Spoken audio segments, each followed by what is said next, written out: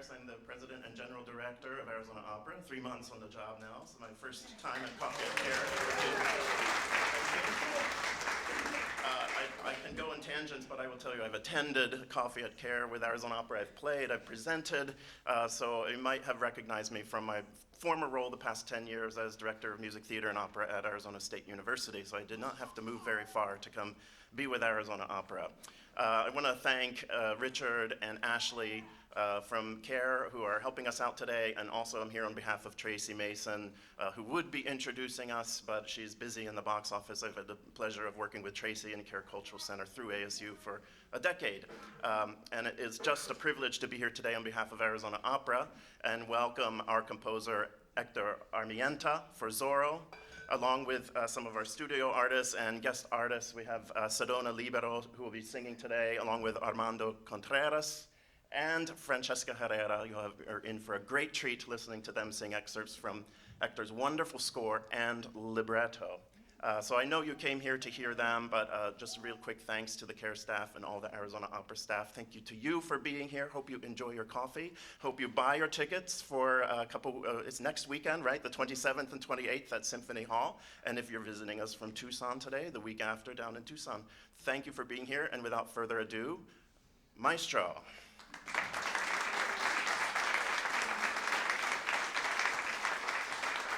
Bienvenidos, ¿cómo están?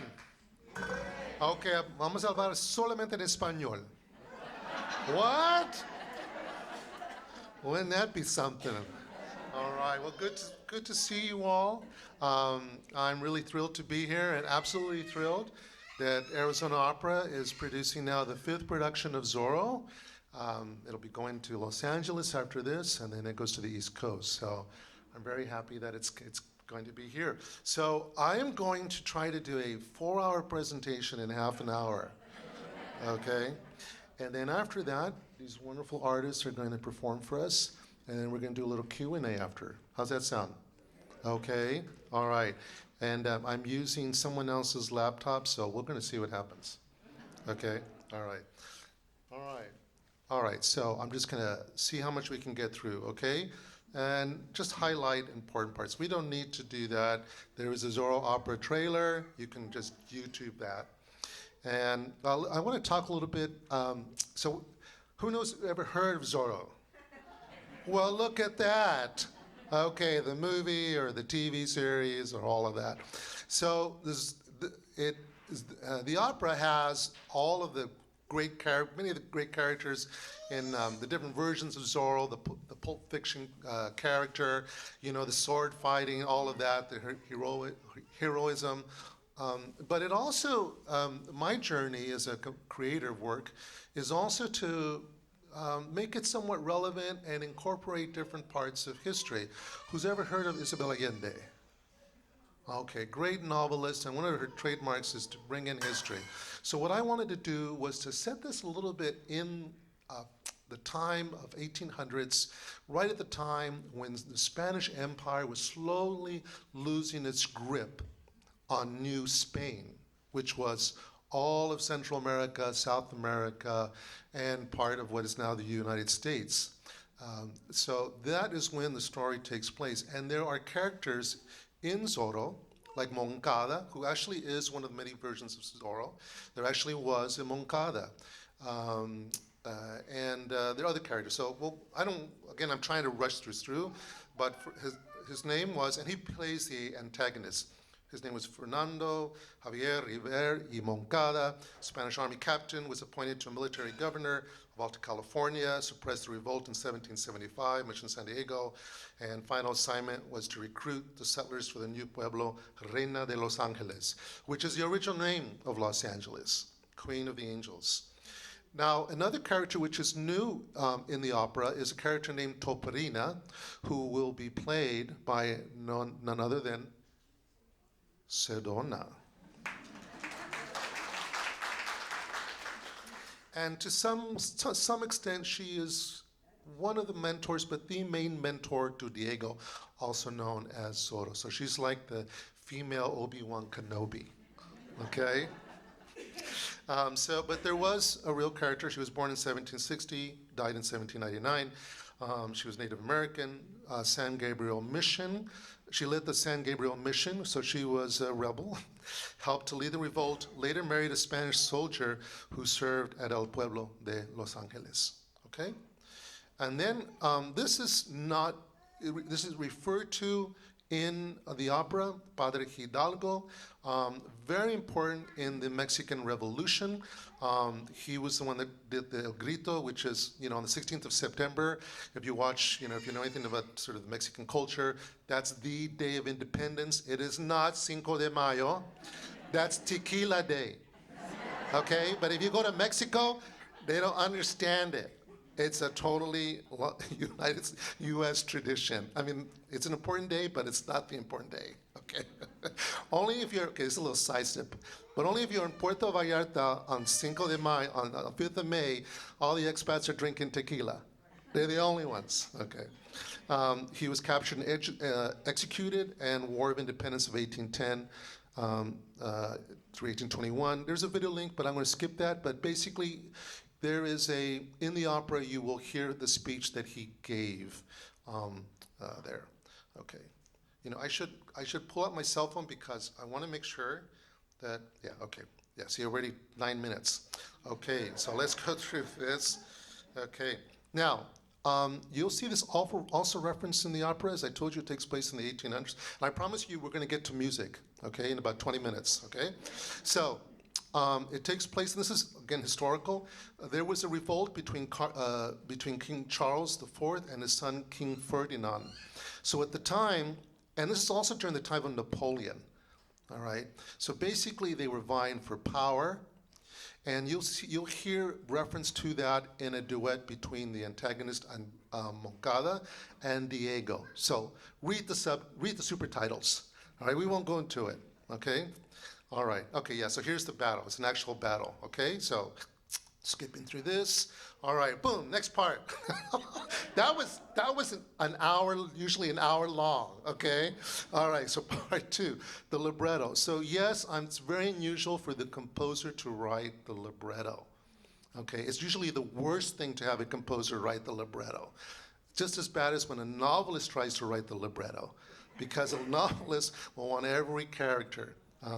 Which is another story I'll tell you about if I get a chance to talk to you later. So I start with the story, then I write a 2-page synopsis, identify what we call the aria moments, or they're like the big anchors, the big moments that we need to have. Then I go through a scene by scene. So usually I take these little index cards. I'm very old school. I actually write stuff. So I'll take these little index cards, and from that synopsis, then I'll create these scene by scene so that it's really tight and really reflects the synopsis. Okay, libretto and Stravinsky method, we don't have time for that. Okay, backstory, don't have time for that. And it's so good, too. What time is it? No, if we have time, we'll come back, okay? All right, okay. Yeah, so I'm going to skip through that. Okay, this is just an example of my process. So you can see, this is an excerpt from the synopsis, which again is about 2 pages long. And the red indicates the big aria moments. Okay, so the black is the recit.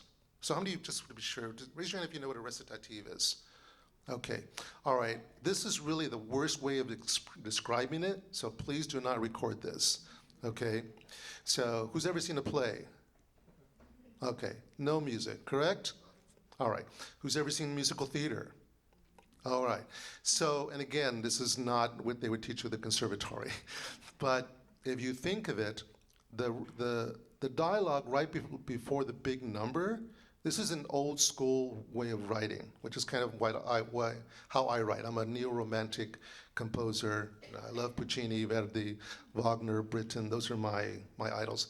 So, but anyway, so the musical, you have dialogue, and then it leads into the musical number. So one character says, "How are you today?" "Oh, I'm doing okay. What did you have for breakfast?" "Well, I had cereal," and then it goes into a big number, right? So again, this is not the best way to describe it, but a recit sort of preps right before the big aria. Now, also, what I also like to do, which is what something to listen to when you listen to my opera, which is what Puccini did, is that he leaves these little musical breadcrumbs. Who's ever seen Madame Butterfly? Okay, so masterful work, just like La Boheme, but he leaves these little musical breadcrumbs that you don't know what they are until you hear Un bel dì, right? He gives these little hints. You have no idea, but it's like, oh God, my gosh, that's so pretty. Or that's wonderful. Or that little harp section right before when Madame Butterfly sings, and then we hear it in its full voice, and it's just gorgeous. But we're emotionally satisfied because he's laid that into our subconscious. And that's sort of the best way I think of writing a recit. It's not just, yeah. Anyway, okay. All right, this is my scene by scene.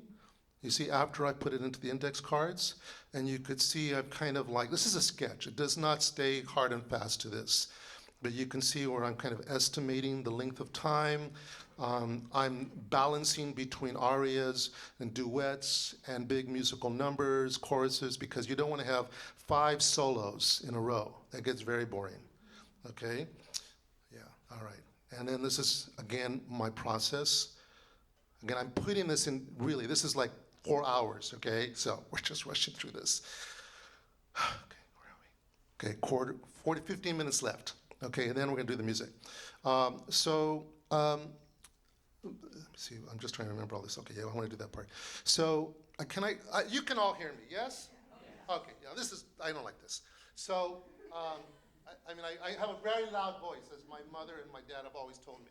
Okay, all right, so, yeah, okay, thank you. All right, good. Now I feel like I'm on a game show. All right. All right, so you saw something mentioned about the Stravinsky method. So what the great thing about what Stravinsky did is that he would lay out big pieces of score paper. So again, I'm from the generation when we used to handwrite stuff, and we used to make copies using carbon paper. That's how old I am. I'm 63. So what he would do is that he would sketch out these musical ideas. So for one character, and characters doesn't necessarily mean a person, but it can be an environment, a place, an emotion. And he would lay out these pieces of score paper, write the motif, and then create different versions of it based upon the drama of the story. And then he would put them all on the floor and see how they would work like a giant puzzle. So that is kind of my process when I'm thinking about all the characters, and as well as in Zorro. And since I'm the librettist, I'm also, the first step is I'm working on the libretto, but I'm also sketching out the musical ideas to see how they're going to work and how, both in the libretto, how they're going to work with each other, what the key structure is going to be, all of the details. Okay? Yeah? Okay. Okay, so I think I can do this. It's been about a year since I've done this. So what I'm going to do, and then we're going to do the music. Good. What I'm going to do is I'm going to play 3 musical ideas, motifs, tunes, just the very beginning. And then I want you to identify which character you think it is. Okay, it's a game. Okay, there's no money involved. Okay, and I'm just going to play the notes without playing it in any kind of rhythm. It's just going to be da da da da da da da, right? Because the truth of it is, any melody, which is a horizontal thing, is built on multiple pieces, elements, which is rhythm, melodic shape, key signature, all those things, which is Cassie was telling me she saw I was working on this one, I think it was Moncada's theme, where I compared Scarpia's theme. Who's ever seen Tosca? Yeah, right? Okay, but I compared that to how I created the theme for Moncada, the villain, which will be one of the examples here, okay? So I'll try to do this right. Okay, here we go.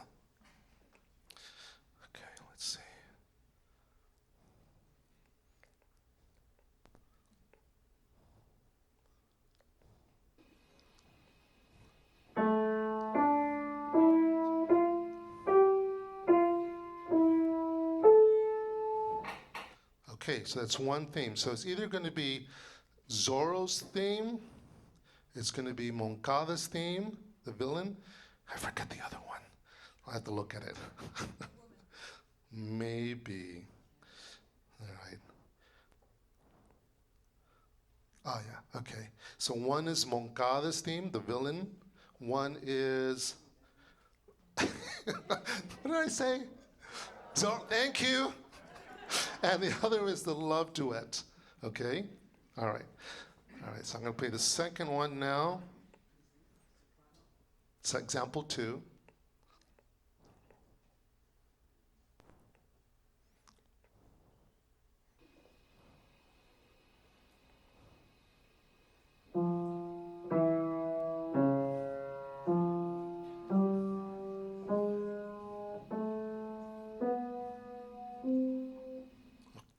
Okay, you ready for number 3?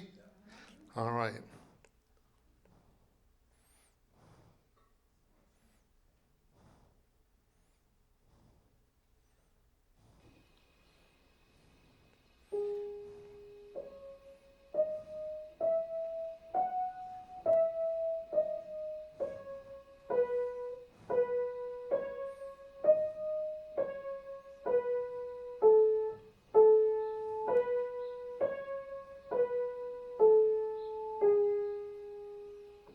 Okay, you ready?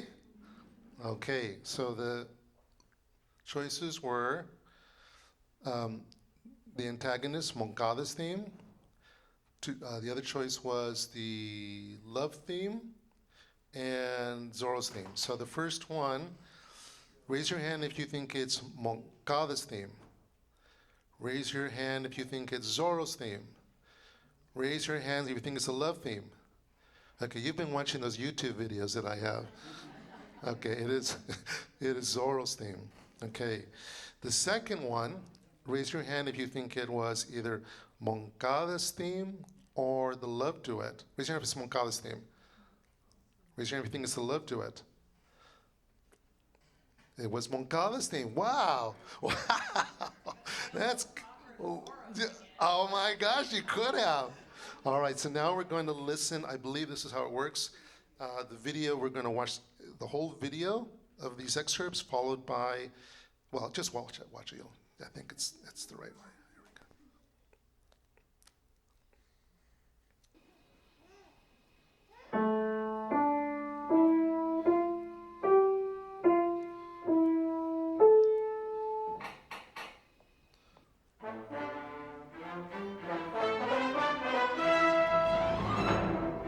So yes, it was, that's the Zorro theme. Oh, here it is again.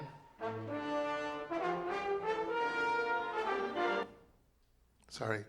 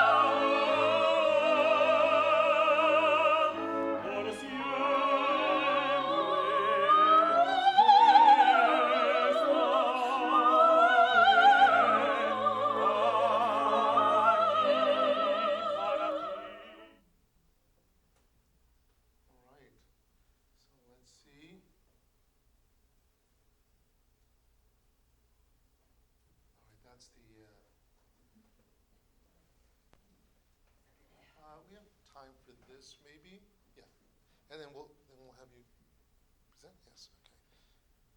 So, trying to remember. Oh, okay, let me see what this is.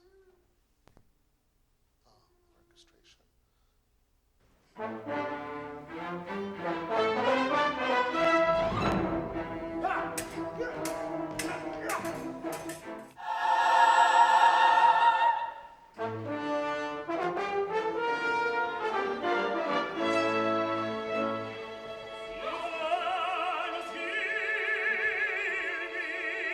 So you hear it in the very beginning, and then you hear it toward the end.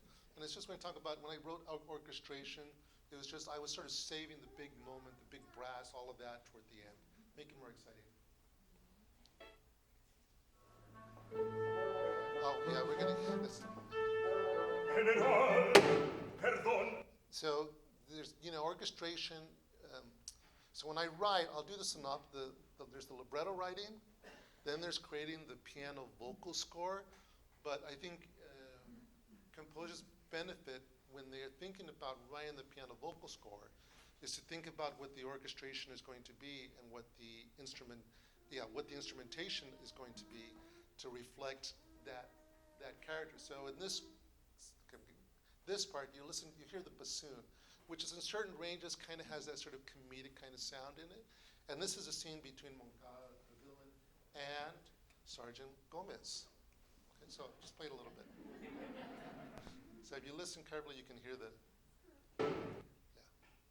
Perdon, alcalde, before you enter, toca la puerta. I see. Vale.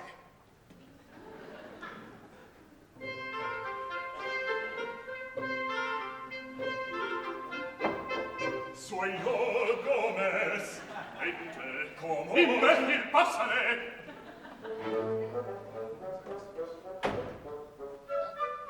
A recibir.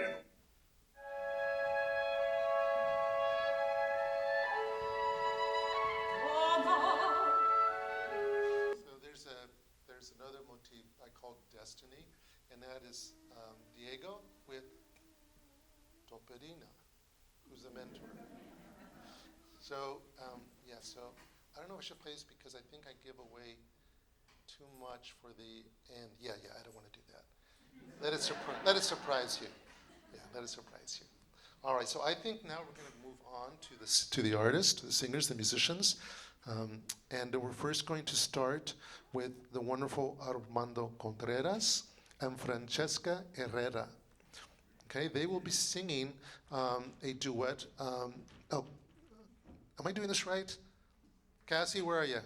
Am I doing it right? Okay. Okay, all right. So, and of course, Kathy, who will be accompanying. Everybody knows Kathy. She's like the best of the business.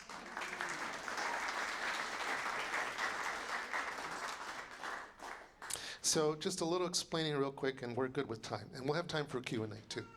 All right. Are you all having a good time? Just checking the room. Okay. All right. So I'm going to call them by their character roles. Luisa, okay? And then we have Sergeant Gomez. So who remembers Sergeant Gomez from any of the Zorro movies?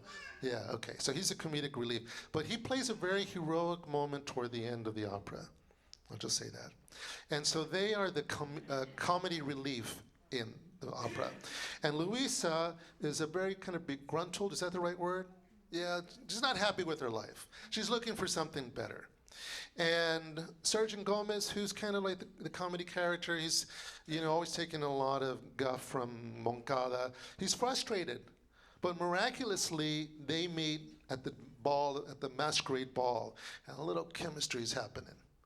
And so after the chemistry, if you know what I mean, okay,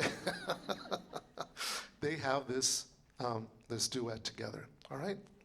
All right.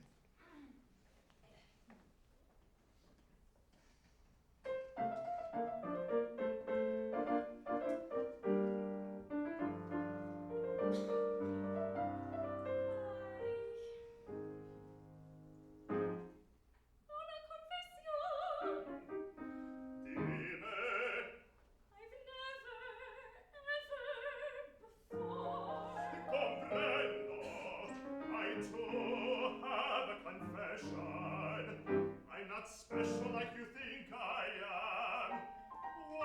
you see in me?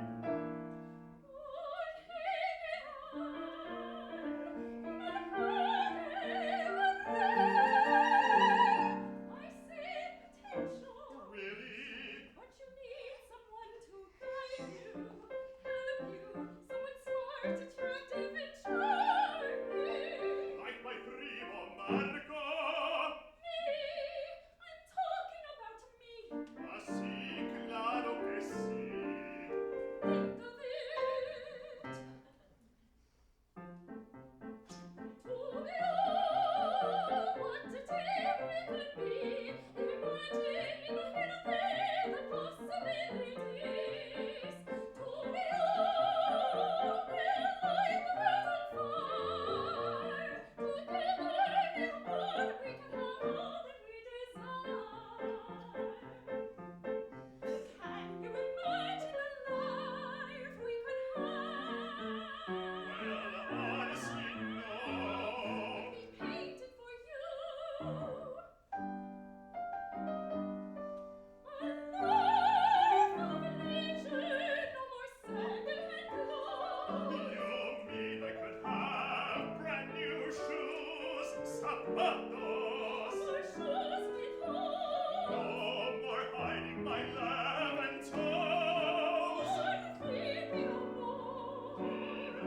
You see what I see. What do I see? A life where we rub elbows. Hearts of society. Mi amor, you and me.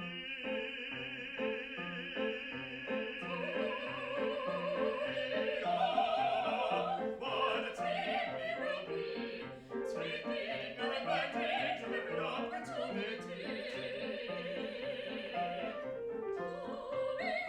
Oh, we'll light the world on fire.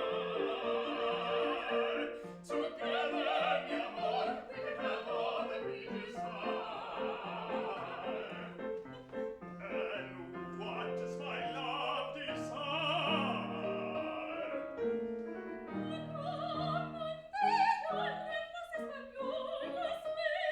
Una capa castellana with a pinch of flair.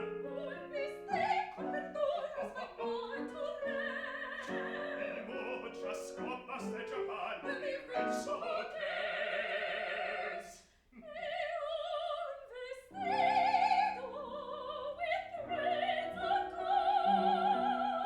I agree, your wedding dress should be that gold.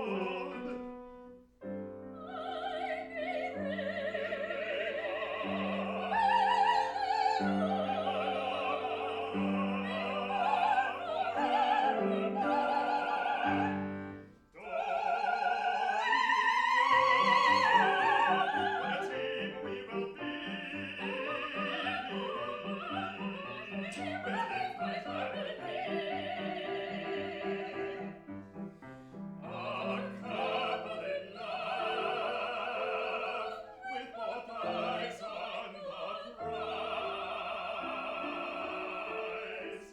can accomplish great things, working side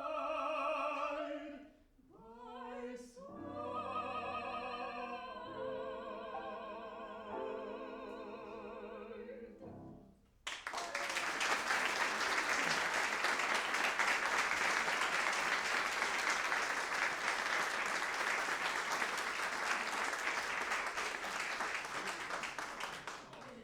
All right, so wonderful artist, no?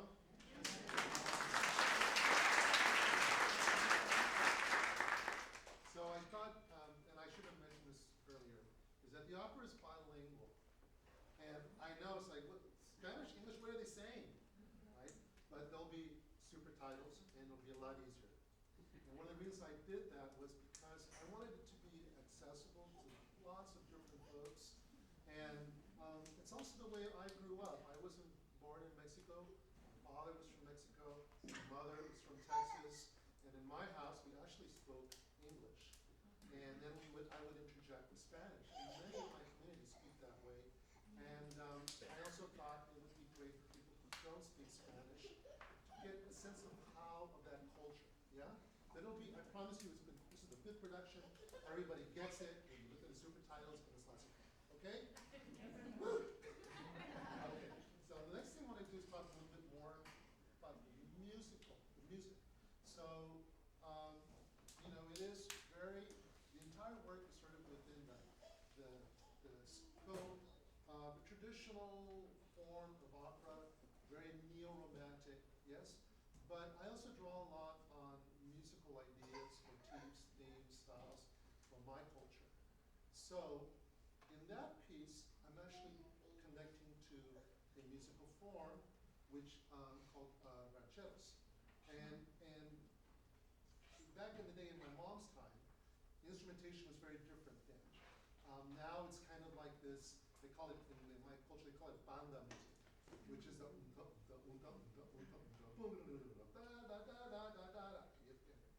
okay.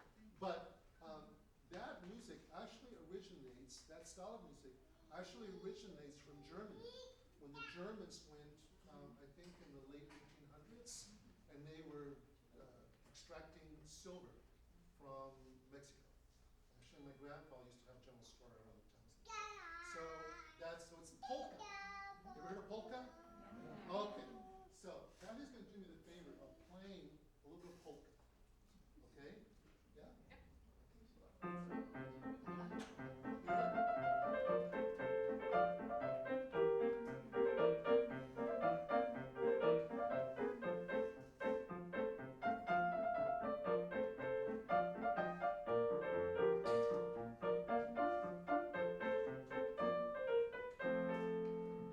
There's this little Mexican thing which is this 3 against 2 goes dee da da da da da da da da. That's very Mexican. But that's the Mexican with the German, yeah? But of course I wanted to make it operatic. And I wanted to give solo moments, and especially for this wonderful coloratura. That's hard up there, yeah? Okay, so they're gonna sing the same thing, she's gonna play it again, but now with the vocal parts, yeah? Oh, what a dream we could be, imagining all the possibilities. To be open like a little fire. Together, mi amor, we can have all that we desire.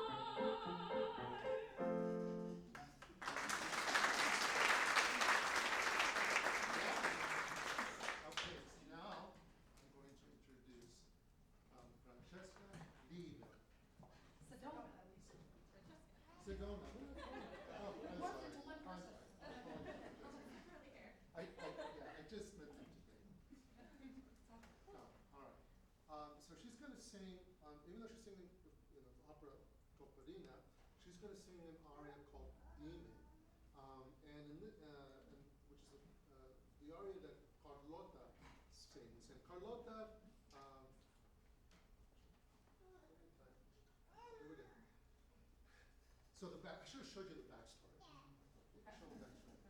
But what happened was, before the opera starts, this is the backstory, right? What happens is that Diego, as a young man, is sent to Spain to a military academy. And doesn't work out. He makes his way to Sevilla. Oh, thank you. So Diego's set testing. It's not on it. Not testing? Okay. All right. Well, I'll just talk really loud now. How's that? I don't have to worry about it in my voice. Okay. So before Diego, Diego's from Los Angeles, young man, teenager. His father sends him away to a military academy. It doesn't quite work out, and actually he meets Moncada. They become best friends.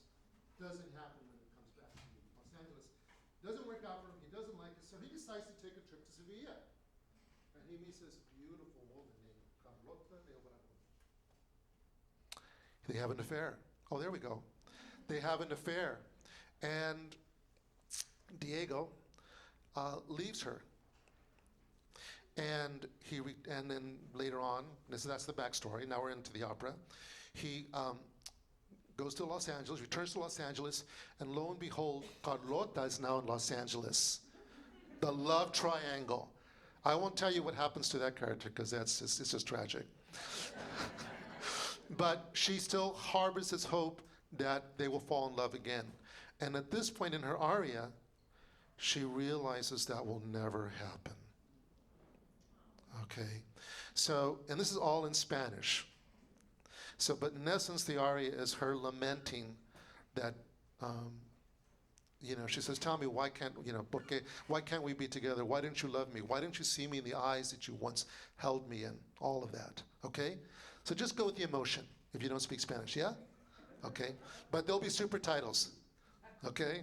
All right, very good, let me go over here.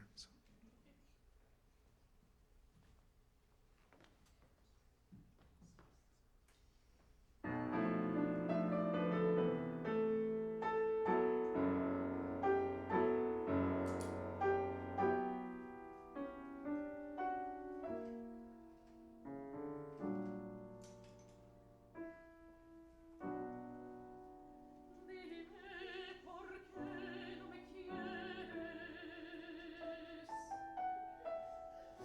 Tienes que saber que yo vivo por ti.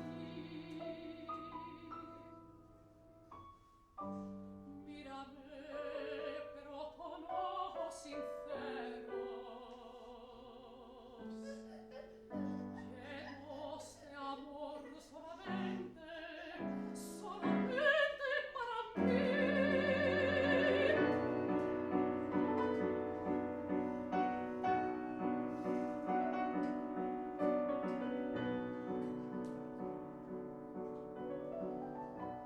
Dime por qué te adoro tanto,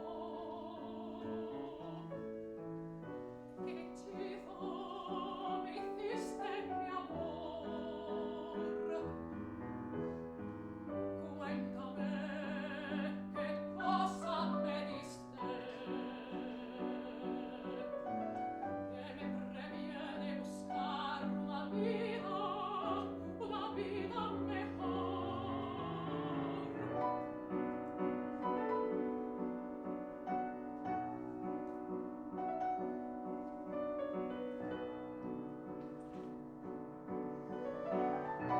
Dime por qué no me amas. Tienes que saber que yo vivo por ti. Fíjate cómo estoy sufriendo, anhelando por el sabor de tus labios.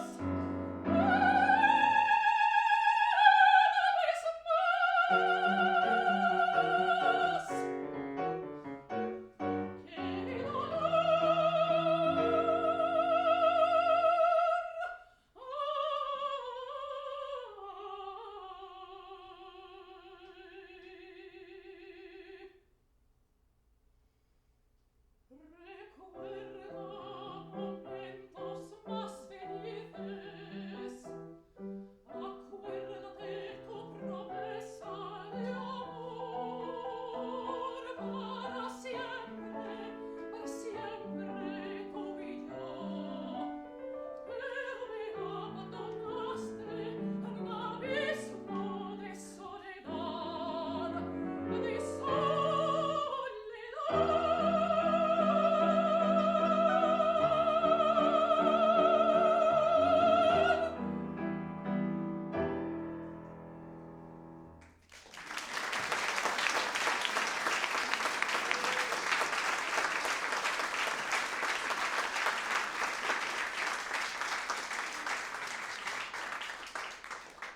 All right.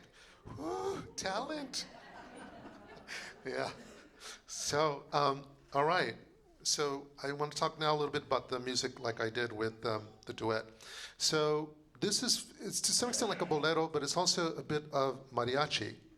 So so Kathy's going to play it again, okay? And I think we'll play it once through a little bit, and then I'm going to break down if it was mariachi, what the instrumentation will be. And then I will talk, if I can remember what the orchestration was. Okay, so why don't we play it, yeah? Okay.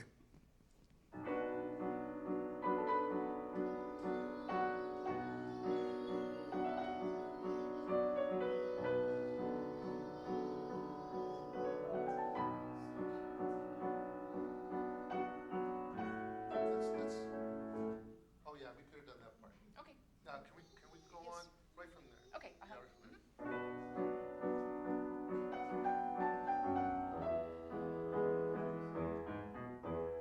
Okay, that's great. Okay. All right. I'm going to do the orchestration first, then we're going to hear with the voice. Yes? Okay. So the very beginning, can you play the trouble part? Just the trouble. Okay. Mariachi, trumpet.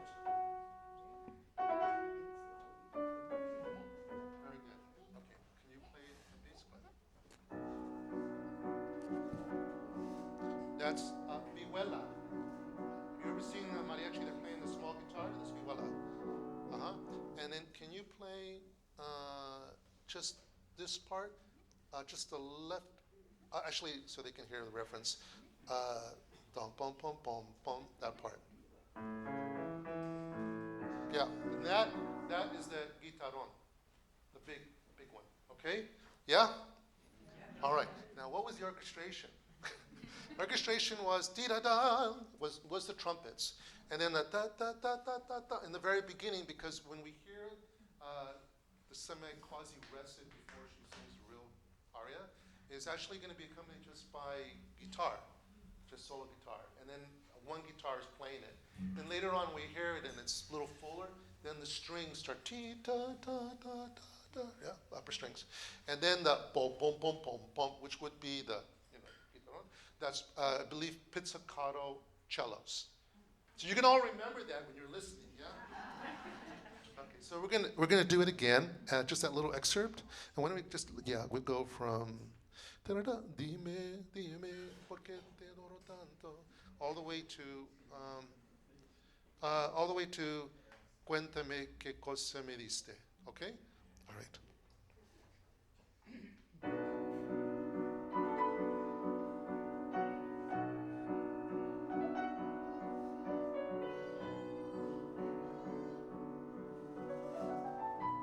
Dime por qué te adoro tanto, qué hechizo me hiciste, mi amor. Cuéntame qué cosa me diste, que me previene buscar una vida mejor. Good. Good. Yes, thank you. Thank you. So I hope that was informative and insightful, and when you're listening to and watching the opera, you'll be thinking about all this. So we have time for Q&A. Any questions you have for me or for the artist or for Kathy? When did I write it? So it was originally commissioned by Fort Worth Opera, Opera Southwest, and then I have a opera company called Opera Cultura, and that was in 2018. I think it actually was a little bit earlier than that. I think it was 2017. So it took me 3 years to write the work, not every day, but quite a bit of time. So like I said, there's three steps for me. One was to write the words, the libretto, the synopsis, all of that, sending it to the piano vocal score, and then orchestration. So orchestration takes a long time. It's not, it takes a long time. Good orchestration, I think. Yeah. When did you know you wanted to write this story about Zorro? Well, so many years, even before Zorro, I wanted to finish 3 pieces. One was a story called Bless Mi Ultima, which is based on a novel by Rodolfo Anaya. And that was commissioned and produced. And then I wanted to do Zorro. And then I wanted to do La Muerte, which is called Death. It's part of my trilogy. And then I thought I would be done. But as other people, and my agent tells me, you're not done, you're not dead. So now I'm working on another piece, which I cannot mention yet. But I thought Zorro, it just, um, I could connect it to California history. It's a heroic figure. I knew it would, if it was a good piece, it would sell because it's got the brand Zorro. so, so yeah. Any other questions? Yes, sir? Yeah, so do the three of you get together before and sort of collaborate? How are we going to work together in this opera kind of a thing? So how long does that take? It takes a couple weeks. So we have been working on this for a few weeks now. We come in and we start with music rehearsals. We work with our maestro, our conductor, and with our fabulous pianist, Kathy. And we all learn the music, how it feels, and we sing it all the way through. And then we stop and we work through everything. And then we sit with our director and we talk about who our characters are and how we see the story and how we all relate to each other. And then we go right into staging rehearsals, where we are learning where we're going to be on stage. And we're kind of synthesizing all of those things, the dramatic conversations that we're having with our director, musical conversations we're having with maestro, and how we are moving in the space and finding our characters. Anything else? Yeah. It takes a couple weeks. Tonight is our very first room run. We're doing it all the way through for the first time with everybody, chorus and all of us.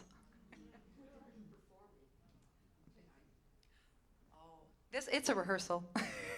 So if you are interested in seeing the show, definitely check out tickets for next week. Tucson on October 4th and September 27th and 28th at Symphony Hall. Yes, sir. They just announced the lead change. How does that mess with all of what you just said? Can I mention that? So Javier Prado he was originally cast in the Opera Santa Barbara production, and then he got cast to perform in the Opera San Jose production, and I believe he's doing additional production, so he knows the role. And then also it's this production, Arizona Opera, it's a co-production between Opera San Jose and Arizona Opera with the same stage director, the same set, I believe the same costumes, same stage manager. So Javier knows the role, but I'm sure, of course, it impacts how it is with the cast. Let's have maybe one of the others. Sure.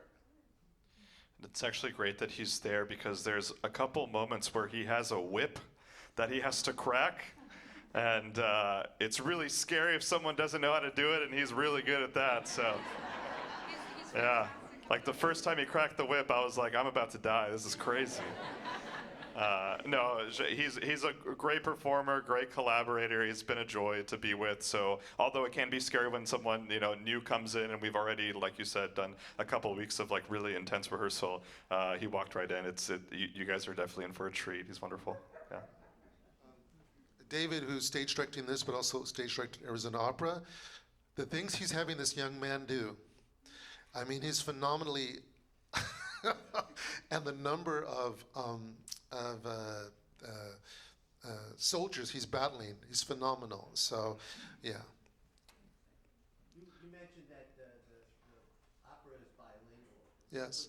When did you decide to put some in English? I mean, what was the thought behind the parts that are in English and the ones that are? Yeah, great question. So this has the most Spanish of all of my operas in it, and the choices I made were, when I talk in English with my friends and everything, and once in a while in Spanish, but I find that singing in Spanish or in the Romantic languages, particularly Italian and Spanish, these open vowels, there's a certain lyricism that I find, and the singers can tell me differently, but the open vowels, and I used to, many years ago, I studied with a voice teacher myself.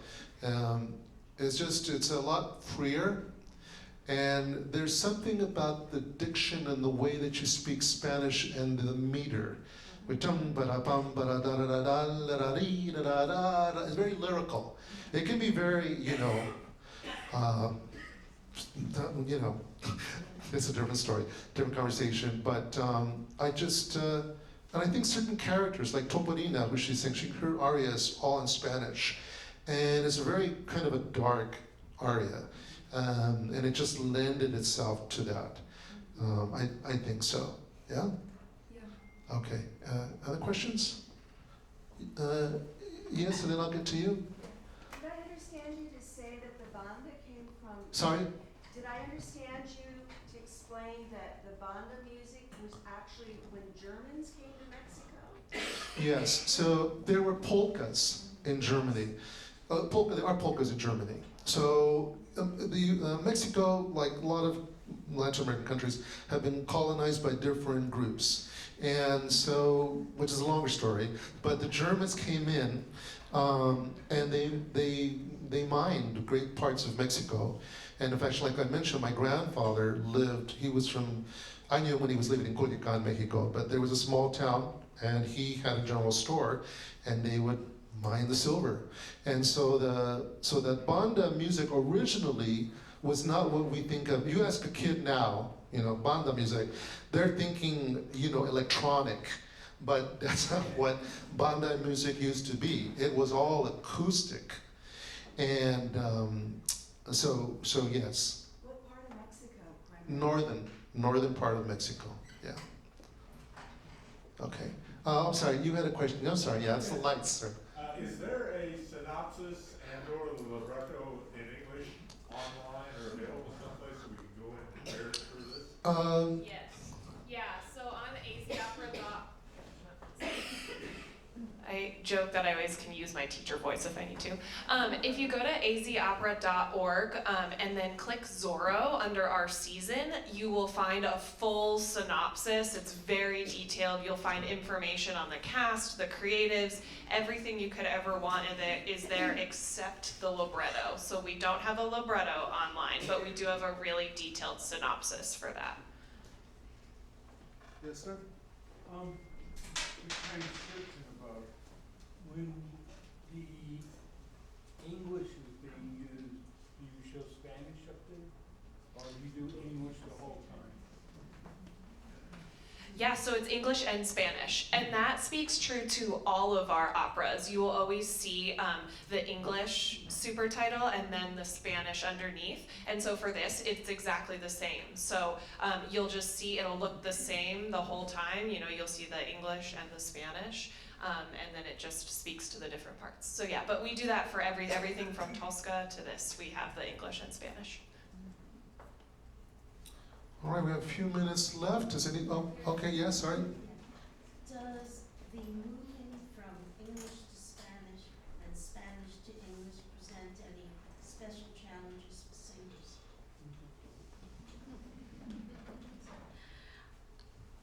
I would like the answer to be no, but given what he was saying, Spanish is a romantic language. It's kind of a language that feels more comfortable to sing in, and unfortunately, English is not. We have a lot of consonants. Our language sits very far back in the mouth, and so often singing in English can be somewhat difficult because we have to change some of the vowels a little bit so that you can understand it, but so that it feels comfortable for us as well. So switching back and forth, sometimes you do kind of have to do some work, some experimentation to find the right way to sing it. And switching back and forth, honestly, in some ways, sometimes the romanticism of the Spanish comes into the English, which is so helpful. So you get kind of used to it, but it's not always easy off the bat. I'll also say that regarding the Spanish, so there's only one Spanish language, but there are idiomatic expressions. And I've gone through different iterations of Spanish. I even I hired someone as a consultant to help me understand the different class systems. But I continue to get feedback from cast members saying, no, Hector. So even today there are some changes, but then we have Latinos, Latinas from different regions. So we have a Javier's from Chile, Maria's from, where's Maria from? Venezuela. Armando. From LA, Del- that's Chihuahua. So you'll get, and then don't even start me with when I talk to my mother, okay, because she's from Texas, okay. So, like I noticed yesterday, I don't know if it was my change or their change. When I grew up, when you would ask someone, "Is that true or not?" You would say, "Is that right?" But in my Spanish, you would say, "Que no," right? But someone changed it to verdad. All right. I don't know who it was. But you see, it depends. But of course, it's a more proper. Or like another thing, the idea of vaya, go. There's a scene when Carlota, she's kind of a little bit uppity in the very beginning, and she's having tea with Diego, and then she's talking to a waiter, and then I originally wrote vete, which means just go, Joe, but it's kind of a rude way to say it. And then the consultant said, no, you say vaya. You see? And then also, the other question they sometimes ask me, or the singers have asked me, do I say it with a Barcelona Castellano accent? And then, yeah, you all know about that. We've been traveling, okay, which is very different from how someone from California might say it, or from Mexico, right? Yeah, so, all very interesting. Okay, we have time for one more. Okay, yes? Do you normally go to wherever a city is producing your opera? No. You're here? No. So I'm here as a special guest. Thank you, Arizona Opera, for flying me in. Most grateful. And so I'm here for a few days doing wonderful lectures, which I love to do about my work. And but I'll be here I'll be here. Oh yeah, I want to say something? Okay. I just was going to jump in. That was a great segue to my shameless plug of where you can see Hector next. So we have a program called Unmasking Zorro tomorrow evening at Changing Hands Bookstore in Phoenix. That will feature Brian, who you met earlier, Hector, and our director, David Toro, that was mentioned. We'll dive a little bit deeper into the creation of the production, how they work together as director and composer librettist. You will also be presenting the pre-show talks before Zorro. So if you have your ticket, it's included. Just come an hour beforehand. It's a half hour long, and those are the 2 places that you have left. So you have 2 more chances. One too many. Right. But yeah, I look forward to seeing you hopefully tomorrow, or if you're coming to see the show, you all need to come see the show. It's a good show. I worked really hard on it, and amazing. I did, and amazing. I was at the rehearsal yesterday, and it's just a great experience to be among such enormous talent, both the creatives, as well as the singers. They were doing an interview right before this, a TV interview, and they asked, and the gentleman who was interviewing us, he asked, "What's the difference between seeing something live and not live?" And the difference is that when you're in the theater, you're connecting to what's happening on stage in a very visceral and emotional way.